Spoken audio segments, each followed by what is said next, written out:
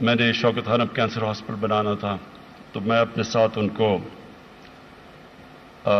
Fund raising کے لیے England بھی دوروں پہ لے جاتا تھا، پاکستانی کمیونٹی سے پیسے اکٹھے کرنے کے لیے، اور امریکہ بھی لے جاتا تھا۔ تو کیونکہ میری واقفیت تھی بڑے بڑے وہاں کے اس وقت کے پاپ سٹارز مک جیگر اور پیٹر گیبریل، سٹنگ، ان لوگوں کو میں جانتا تھا، تو میں نے ان کو کئی دفعہ دعوت دی اپنی ڈنرز کے اوپر جدھر نصرت فتح علی خان پرفارم کرتے تھے۔ تو میں آپ کو یہ یقین دلاتا ہوں کہ وہ ساری نصرت فتح علی خان کے فینز بن گئے۔ لیکن میں نے اور بھی ہمارے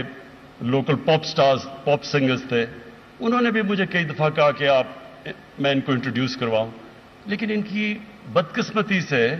کیونکہ وہ مغربی بینڈز کی کاپی کرتے تھے، کوئی ویلیو نہیں تھی۔ ویلیو صرف